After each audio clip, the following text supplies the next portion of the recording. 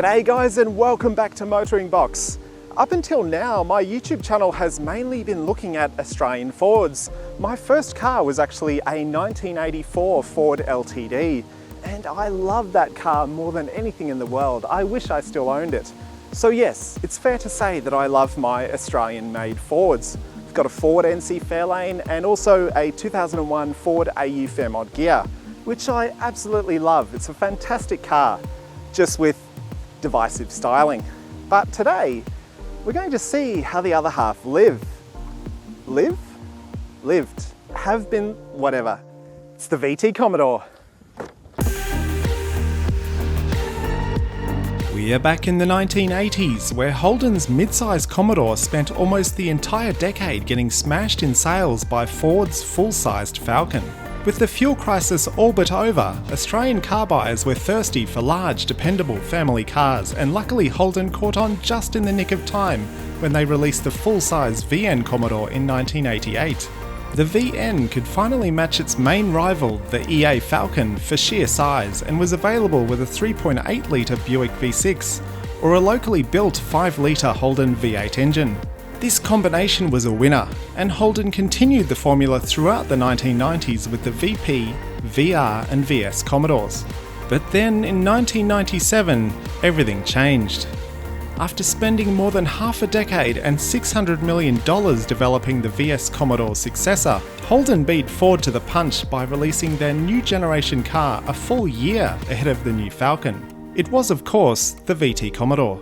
Just like the VN, the VT was a case of right car, right time. It was a larger, better engineered vehicle that was beautiful to look at and even better to drive. Compared to Ford's aging EL Falcon, the VT Commodore looked positively modern and saw the introduction of independent rear suspension fitted across the entire range as standard. Australian car buyers were in love, and the VT Commodore quickly climbed to the #1 spot on the Australian sales chart. But that was then, and this is now. So let's take a look at Holden's golden child to see if it was all it was cracked up to be.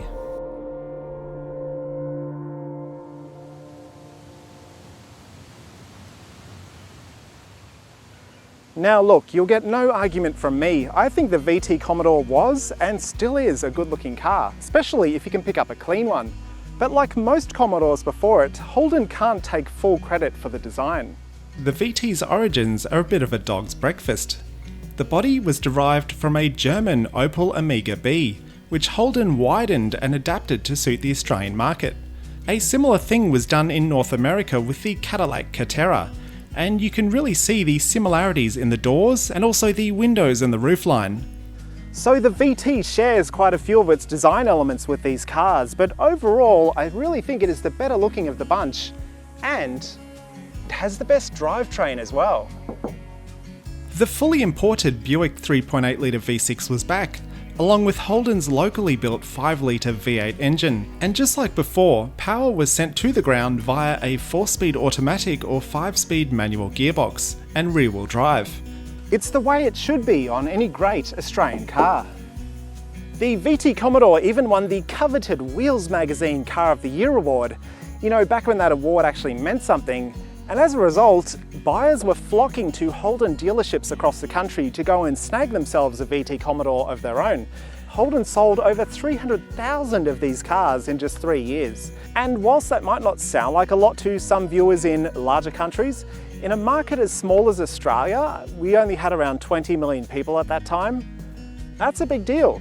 Put simply then, the VT was and still is the best-selling Commodore of all time. Holden would never shift as many units per year as they did right in this moment in time. And when the VT Commodore Series 2 came along in 1999, it was outselling Ford's AU Falcon by a factor of 2:1, double the amount of cars. It's astonishing. So let's take a look at the range and see if we can work out why.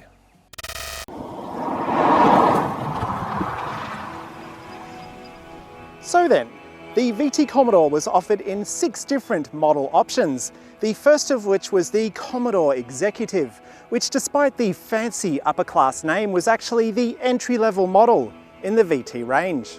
It came with a V6 engine and a manual gearbox as standard, but could be optioned with a V8 and an automatic. Luckily for the executive, all VT Commodores came standard with power steering, independent rear suspension, a driver's airbag, seatbelt pretensioners, electric seats with height and tilt adjustments, and a trip computer. But everything above and beyond that was an optional extra. The VT Executive then is your regular chips. Basic food, but kinda leaves you wanting more. So next up was the Commodore Acclaim, which was the family-friendly version of the VT range. The Acclaim came standard with an automatic gearbox, passenger airbag, ABS brakes, traction control and cruise control. Like the Executive, the Acclaim didn't even come standard with air conditioning, which is something no car manufacturer would ever be able to get away with today. The Acclaim is the drink, something it'd be a shame not to have. Now if you wanted your VT to be a little bit sportier, the next model in the range was the Commodore S. The S actually lost a few standard features compared to the Acclaim, with traction control and the automatic gearbox both returning to the options list. However, buyers did score air conditioning and a leather steering wheel as standard, along with a rear boot spoiler and alloy wheels. I suppose the Commodore S is kind of like adding wicked wings, a little bit of added spiciness for those who are craving it. But some of you are going to be left wanting more, so next up was the Commodore SS, which was the full-fat performance model in the VT Commodore range. You can think of the Commodore SS as being exactly the same as the Commodore S as far as specifications go, but only this time fitted with a V8 engine, sport seats and a limited slip differential, all as standard. The SS is your zinger burger, all things to all people. But if you wanted a little bit more luxury with your VT Commodore, you might be interested in the next model, which was the Berliner, the entry-level luxury version of the VT Commodore. The Berliner ditched the Commodore name in an attempt to try and elevate itself above the lesser models, and came standard with a V6 automatic and most of the other features we've covered off already. In addition, it included single-zone climate control, electric windows, velour seat trim, a single-disc CD player, metallic paint and lots of other luxury touches, like footwell lamps, auto-off headlights, speed-sensitive wipers plus chrome-looked front grills and side mouldings, all for that added touch of luxury. You can think of the Berliner perhaps as a potato and gravy. You don't really need it, but I tell you what, it's good. And lastly, we have the model which I have here, which is the VT Calais, the top of the line, all bells and whistles luxury version of the VT Commodore range. Like the Berliner, the Calais could be optioned with a V8 or supercharged V6 engine, and added lots of extra goodies including auto headlights, a 10-stacker CD player, dual-zone climate control, leather steering wheel, a fully electric driver's seat, wood grain look dash inserts, chrome door handles, door lamps, plus a personalised key system. The Calais is the zinger box, the be-all and end-all, and absolutely unbeatable. So the VT was available in a wide variety of flavours to suit all budgets. I do love myself a Calais, tell you what. But does its beautiful fried chicken exterior only run skin deep? Or are you going to wake up afterwards in the morning with greasy hands and a heart filled with regret? The devil really is in the details, and the VT is far from being one-dimensional.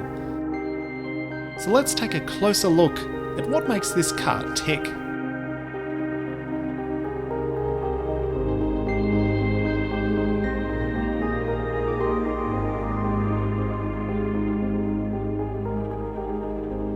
So then, the VT Commodore's recipe was almost exactly the same as the VR and VS Commodores before it. A large Australian-designed rear-wheel drive sedan powered by a 147 kilowatt V6 engine, sometimes supercharged to 171 kilowatts, or an Australian-designed 5-litre V8 engine. This engine holds a special place inside every red-blooded Holden fan's heart, after it was introduced in 1969 and found its way into everything from the HK Holden to Tiranas and then finally Commodores, starting with the VB in 1978. But the VT Commodore would be the last car this legendary engine would ever appear in, developing 179 kilowatts of power and 400 newton meters of torque. And seeing as Holden had only signed on to produce the V8 engine until 1998, their V8s till 98 promise from back in the 80s, unfortunately they consigned the V8 to the history books for good.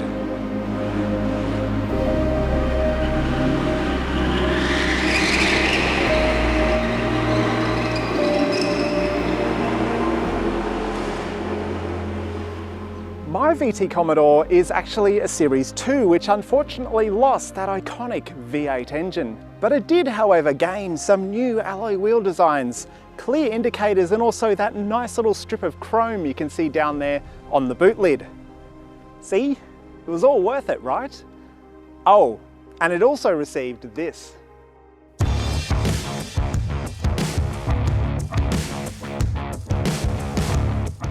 Holden fans could hold their tears because their favourite Australian performance sedan was now powered by a 5.7 litre LS1 V8 engine. That's right, Fred's VT from down the street was now packing the same engine as the all-American Chevrolet Corvette. Built by General Motors in Ontario, Canada, Holden imported the Gen 3 LS1 V8 and started shoehorning it into their cars instead. So the VT Commodore was not only Australia's most popular car, but it was also the fastest Australian car ever made. It really is difficult not to love the LS1. Even this one, which was detuned by Holden to 220 kilowatts of power and 446 Newton meters of torque. This puts the VT right on par power-wise with the Chevrolet Camaro from the same time period, representing a 41 kilowatt increase in power over the outgoing Holden V8, along with an additional 46 Newton meters of torque.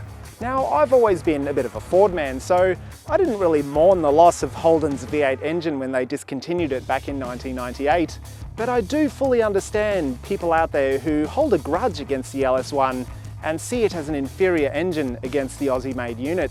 Because really, it'd be a bit like if Ford, in the BA Falcon's lifespan, decided to discontinue the Barra Straight 6 and then drop in a Mondeo V6 instead.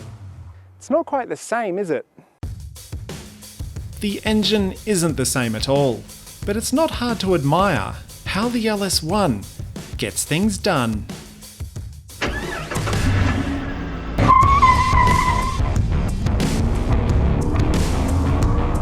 Holy shit, this thing's a screamer. You know what? I know some of you out there won't be excited about a car that only has 220 kilowatts of power, but I tell you what, this has got to be the fastest car I've ever owned.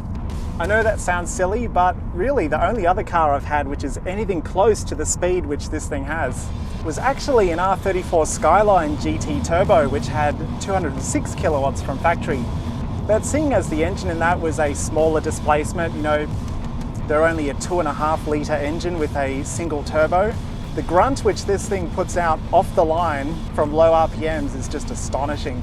I didn't think I was going to love this engine because back in the day I was actually on the Ford forums when this car came out, and the VT with the LS1 was always getting slammed for having a multitude of problems. And thankfully, you know, if you're buying a car which is now 20 years old, a lot of those problems have already been sorted out, so you're really onto a winner if you can find a car which has been maintained well. I'm going to be turning onto the highway now, so I'll just do another pull up to 100 and really enjoy this engine for what it is. Here we go. Ooh. I think I've still got the traction control on, but even then, tell you what, it still gets up to 100 in 7 point something seconds. Pretty damn quick. You know, for a daily driven car, this amount of power I think is absolutely perfect. It'd be a hard case to suggest you'd need any more than this, I think. Some say that you can never have too much power, but in stock standard form the LS1 is still a rather satisfying engine. But the real question is, should you actually buy a VT that has one?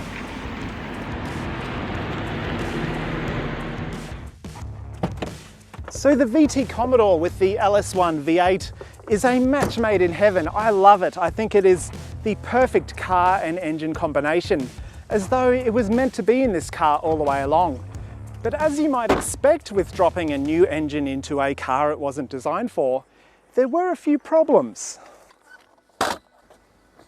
So my VT Calais here came with a full service history. The previous owner, Dennis, literally kept every single receipt, invoice and service record for everything that's ever been done with the car. And a shout out to you, Dennis, you're an absolute champion. So as you'd expect, there are some usual run-of-the-mill items here, but what else is lurking within the depths of this little booklet? Well, it starts off all right actually. At around the 2-year mark, it needed a new power steering pump, and it also threw a couple of radiator hoses, and also it needed a new antenna as well. And while I'd be a little bit miffed about items like that failing early on, in the end, it's not really a big deal. It's all replaced under warranty. Oh, hello. Speaking of replaced under warranty, some of you have probably already guessed what this invoice actually is. Checked for engine noise and found noise to be excessive. Revised pistons and rings on order. This was back in 2003 when the shit in Holden's LS1 powered dream well and truly hit the fan. LS1 engines with piston slap and excessive oil usage were the headlines of the day, and this was caused by too much bore to piston clearance, meaning that the LS1's pistons would rattle around inside the bore as they went up and down the cylinder, especially on cold starts, and this resulted in some engines burning up to 2.5 litres of oil every 10,000 Ks, a figure which Holden at the time considered to be acceptable. But still, many LS1 VT owners were angry and forced Holden to rebuild the affected engines under warranty, completely at their expense. Teflon-coated pistons, revised piston rings, conrod bolts, gaskets, flywheel bolts, a seal bleed pipe, washers, cylinder head bolts, filters, coolants, oils, all done for free back in 2003 by McGrath Holden in Liverpool. So shout out to you guys. The piston slap problem was so bad with the LS1 engines that Holden had to appoint a specialist engine rebuilder at every single one of their dealerships across the country. Some VT LS1 owners apparently had to wait around 10 months to get their engines rebuilt. So have a think about how you would have felt if you purchased this car brand new and it required open heart surgery at the tender age of just 3 years old.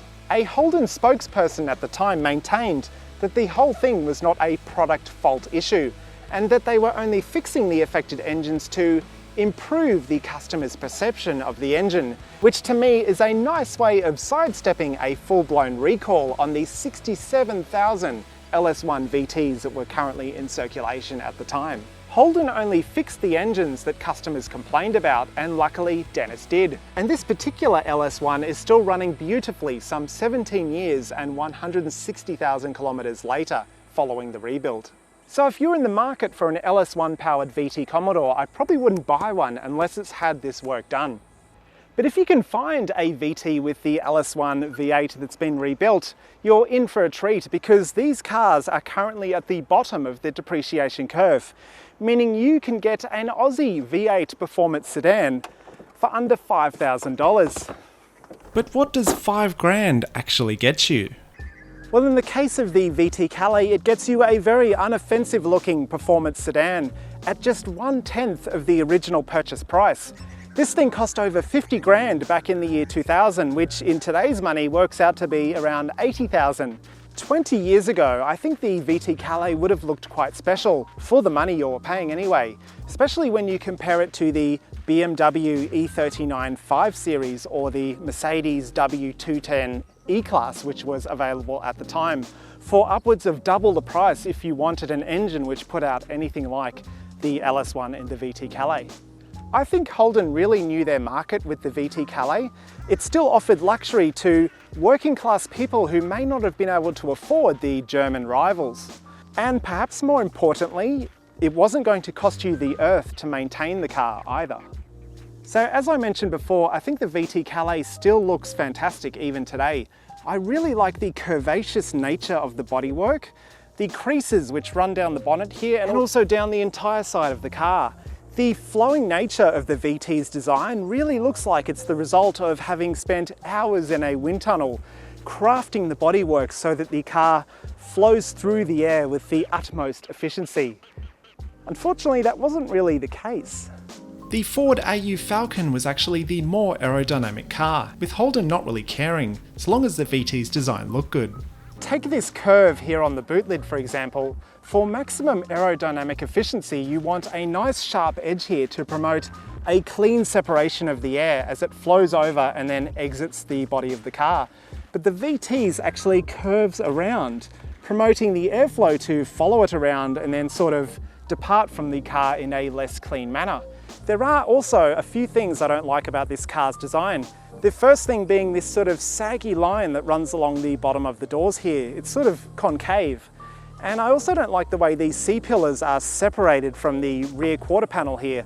A lot of cars at the time had these integrated so that the panels sort of flowed up nicely across the roof here in one smooth motion.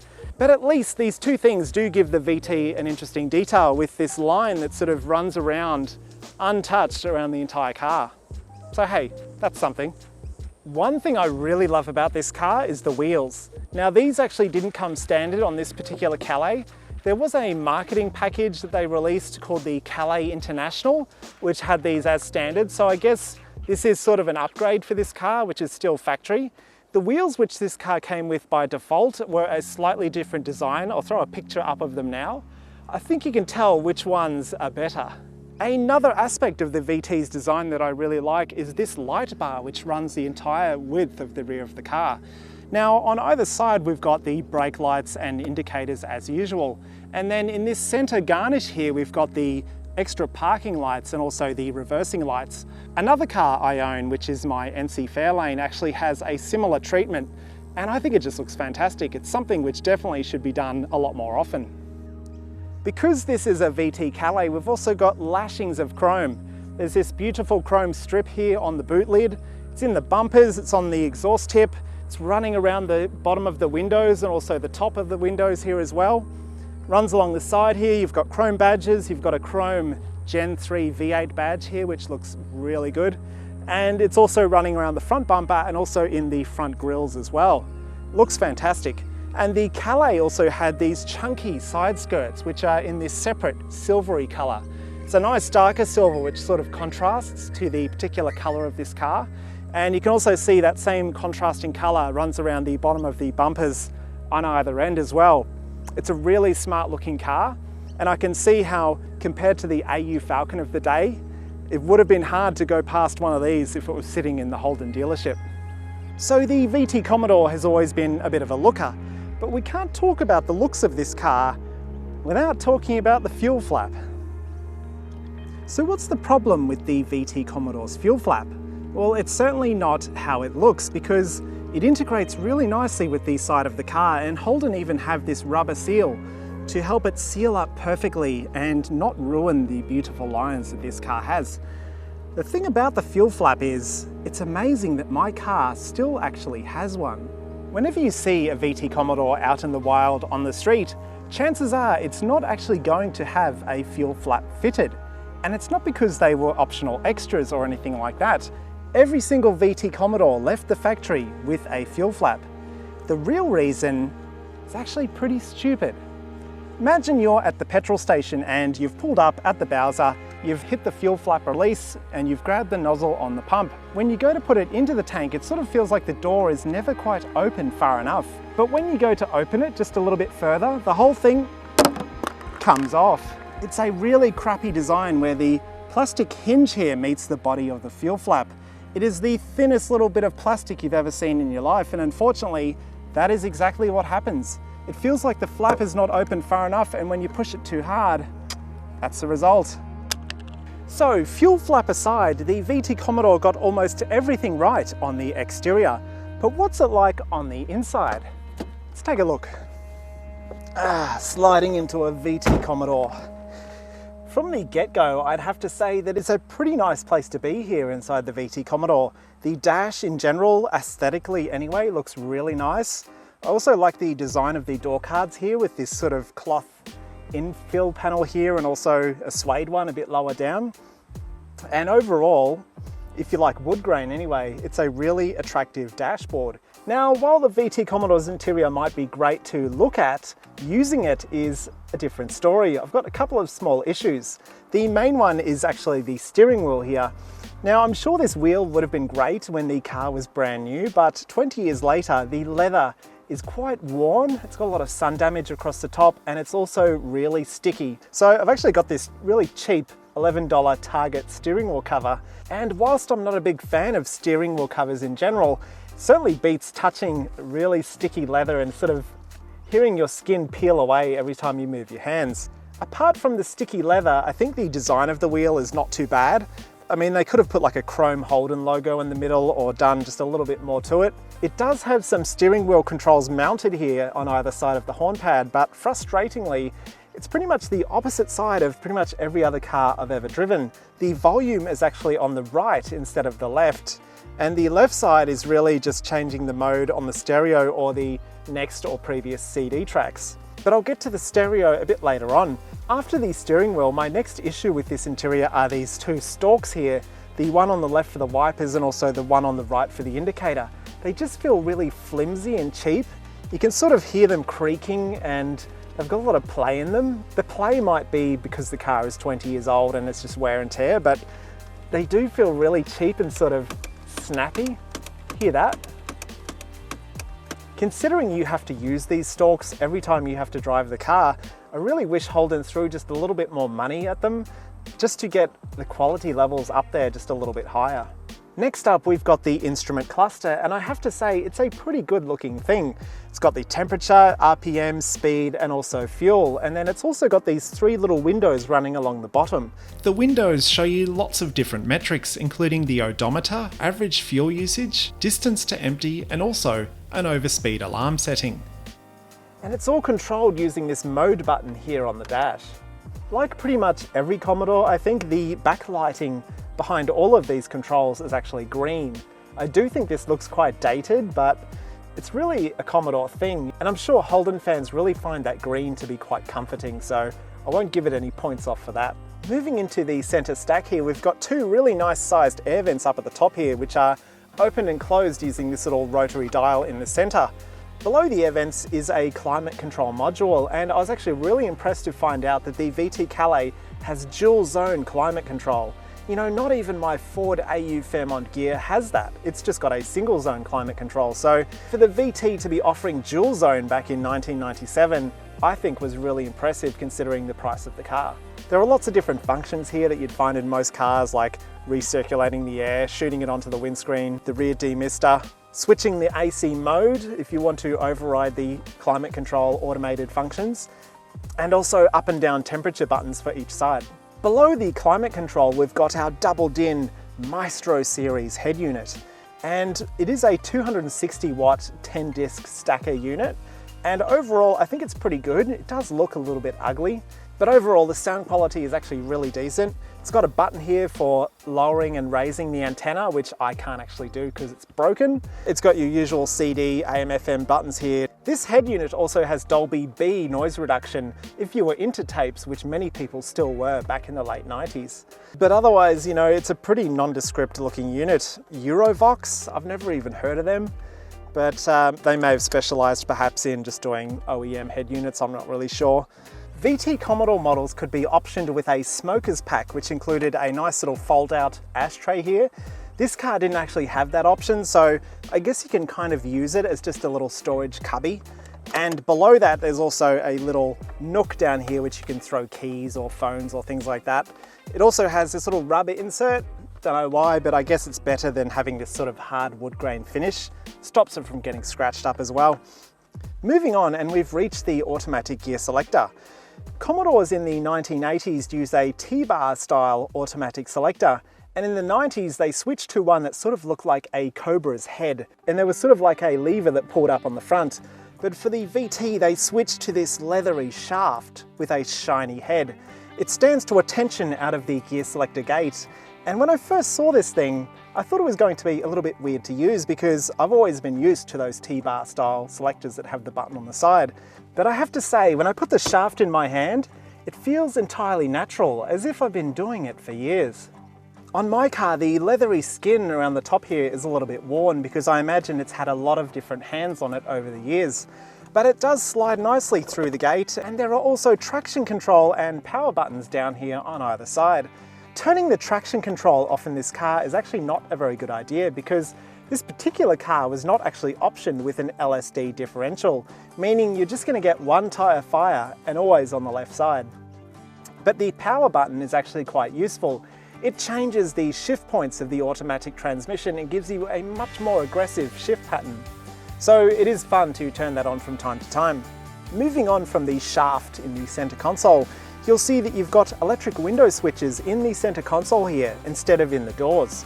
So as you'd expect, you've got the front passenger, you've got the two rear windows in the center, and then the driver's side here on the right. And in the center, if you've got some particularly annoying kids, there is a window lockout button to shut them up.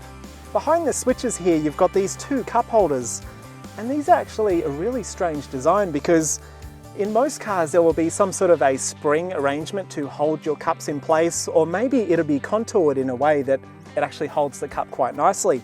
But in the VT, it's got these weird sort of leathery, rubbery discs which bend down to hold the drink in place. The strangest thing about these is that Holden knew that the little rubbery disc here was going to get worn, so they made it so you can actually spin it around and reveal another part of the disc which perhaps is in better condition.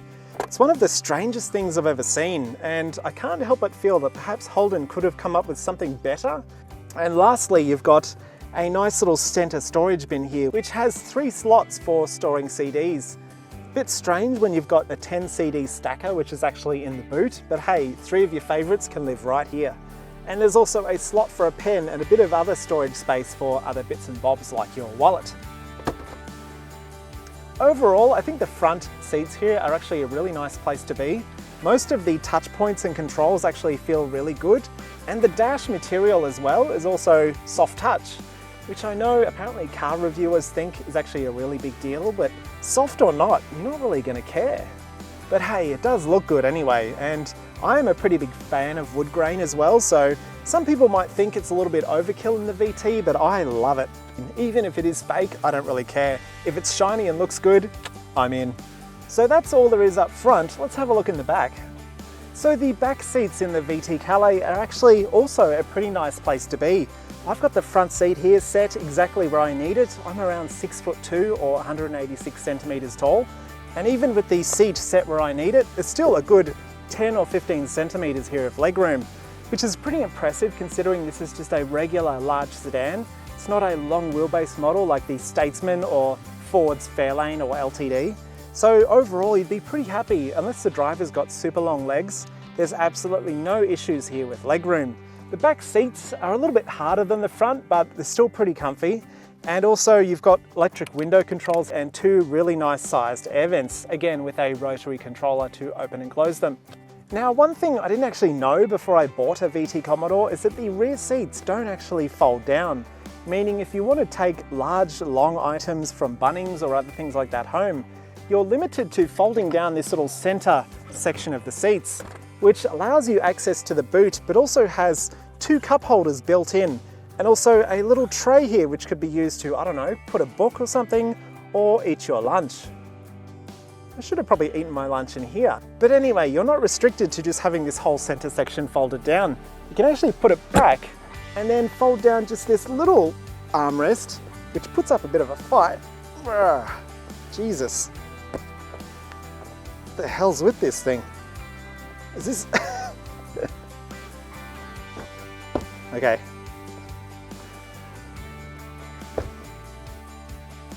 We're not pulling down the center armrest then, are we? Anyway, this thing is actually meant to fold down. I had it folded down once before. Fuck yeah. The only other things back here are the little reading lamps that you can turn on, grab handles, and also a nicely sculpted rear shelf which contains 2 speakers. Apart from all that, the VT Commodore is a pretty simple beast. It'll quite easily accommodate 5 adults in supreme comfort. There are nicely sized air vents for every single passenger. And you know what? It's a really good car for long distance trips. So the VT Commodore looks great on the outside and is a really nice place to be on the inside. But now it's time to see how it drives, so let's hit the road.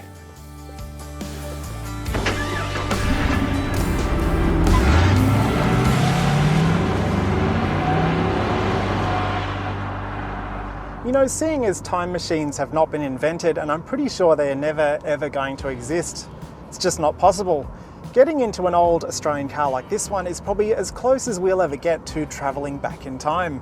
It really takes you back to a simpler era where there were no worries to think about. You know, in the year 2000, I was in grade 11 at high school. And you know, it really was simple at times. I'm sure anyone who's in their 30s or even later can look back in time and think, geez, I really wish I could go back to that year and, you know, back to that part of your life, because time is really something you're never ever going to get back again. You know, I really love this car. It's just simple, honest to God motoring, and even this particular model, which has been lowered on aftermarket springs, it's still a fairly smooth ride around town. It's only when you get out on the roughest country roads that it starts to really, you know, see the shortcomings of the shortened suspension. It's a nice AU Falcon beside us. I think my VT is in better condition than that, but it's still nice to see an old Falcon out on the road, still kicking. There's still a lot of those things around too, by the way. At idle, the V8 is actually fairly quiet. Actually, at most of the RPMs, you can barely even hear the thing. I reckon a nice aftermarket exhaust, if you were that way inclined, would be a really good upgrade for this car.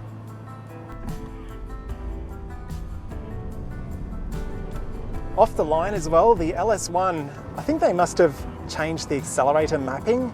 It's really quite sensitive, I guess. Not to the point where it's irritating, but as soon as you put your foot down just a little bit, this car just goes.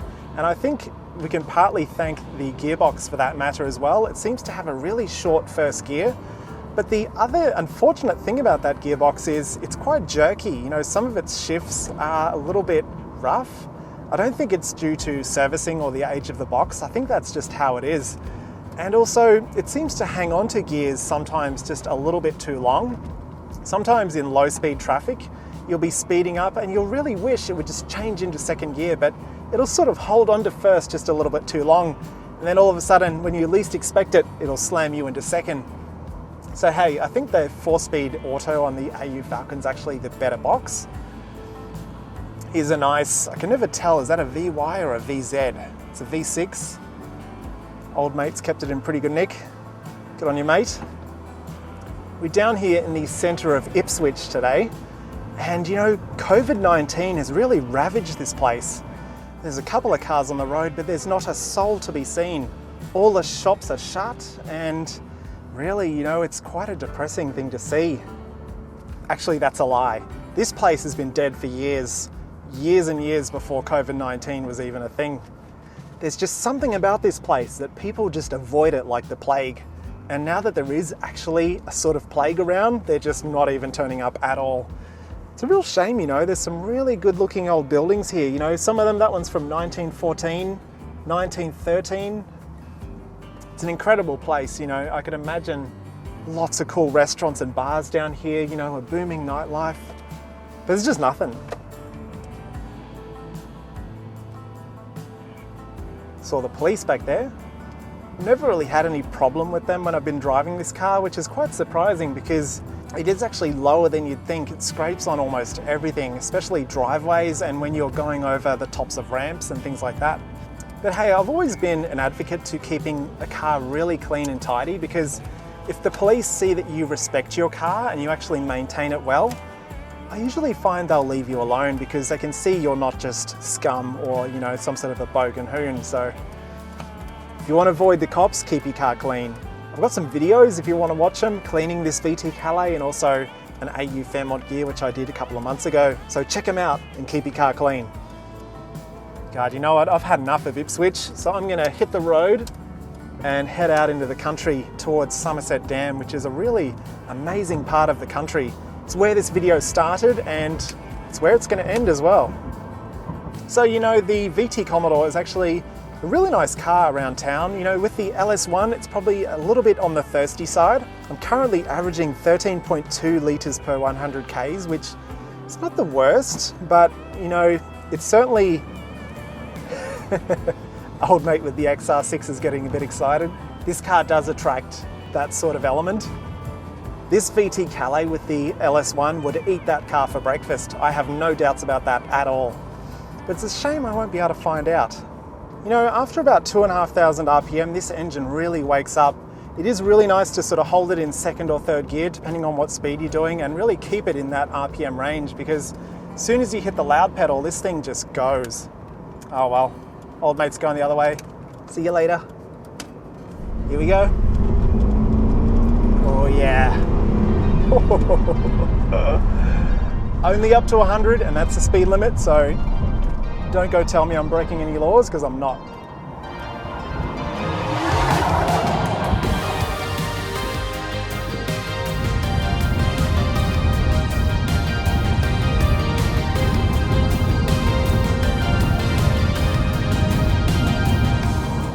So here we are, guys, out on the open road, and the VT Calais is truly in its element.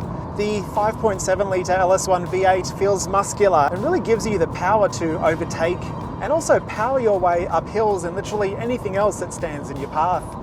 The gearbox, when you're at speed, drops into fourth and finally starts behaving properly. It'll kick down to third fairly smoothly if you need it, but with the torque this engine has, it doesn't really need to all that often. So all that's left to do is to set the cruise control and enjoy.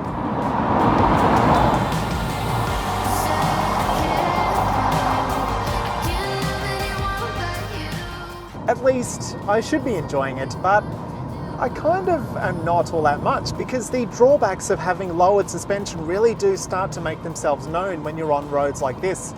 Especially the coarse chip bitumen, you can really hear it and feel it through the entire car. And any bumps or corrugations that you come across, you're going to feel every single one of them. Even this coarse chip asphalt road, which has literally just been laid, it's fairly smooth, but it's literally the rough surface which is causing this car to buzz. I really kind of would have preferred to have a VT with the standard suspension. I think it would have been just as comfortable as my Ford AU Fairmont is. And you know what? It just would have been a much nicer car. For some people, it's not going to be a big deal, but for me, it is a little bit of a deal breaker.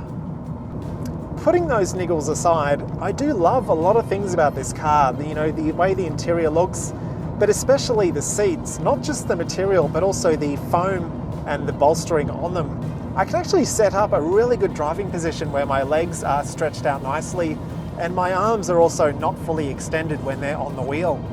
There aren't also many things else to complain about in here. The climate control air conditioning is fantastic. You know, I think this was regassed a couple of years ago, and that's something you have to do with almost any car, but as it is beautifully cold. I got it set to 19 degrees because it is pretty hot here today, even in April. I'm really tempted to make some comparisons to my AU Fairmont, because there are some things about this car that I really love compared to the AU, but then there are other things on the AU that I love compared to this. But I think I'm going to hold back and put out a standalone video comparing both of the cars, because they were sold against each other back in the day, and there are some similarities between them. You can really see that Holden really had a close look at the Falcon when they were building this car, and likewise Ford probably had a really close look at this when it was time to release the AU. So the Commodore and the Falcon to me really are like brothers from other mothers. I really wish there wasn't a rivalry between the two brands, because now especially that neither of them are built anymore, there's no point to fight about which one's better. They're both fantastic cars, and you know, it's a real shame that we've lost them.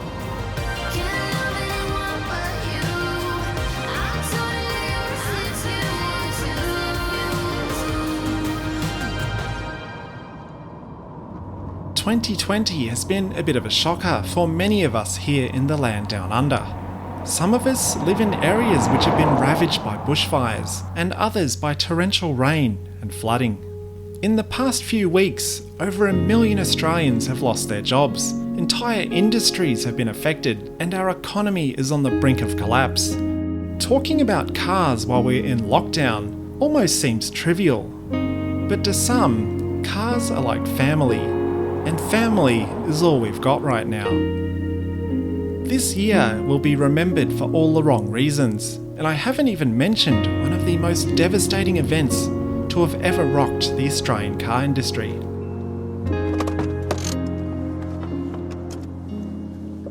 General Motors pulled out of Holden, and soon the brand will be relegated to the history books for good. Like many of you, I was disappointed to hear that Holden would be shutting up shop in Australia before the end of this year. But perhaps deep down, we all knew that this was coming. In my opinion, and I'm sure many of you share this as well, I think Holden actually died back with the VF Commodore in 2017. And this final act is really just flicking the switch on the life support machine. But I would argue that it's not the brand that we are attached to, because even after Holden is long gone, we're still going to have all the amazing cars they built here over the years. It's the cars that we need to treasure, so that future generations will know that we once built great things here. And the VT Commodore is definitely one of those things. I think it deserves to go down in history as one of the greatest cars ever designed and built here in Australia. I mean, sure, it's not the most interesting car we built here, and nor is it the rarest or the best looking. But how should we define or measure greatness? Later Commodores like the VE and VF may have been technically superior vehicles, but year on year, the VT outsold both of those cars by a factor of 2 and 3 times respectively. And that's something we're never going to see in Australia ever again. And whilst Holden went on to sell over 50,000 more VE Commodores compared to the VT, it took them more than twice as many years to hit that figure. You know, they say the flame that burns twice as bright burns for half as long. And the VT burned so very brightly indeed.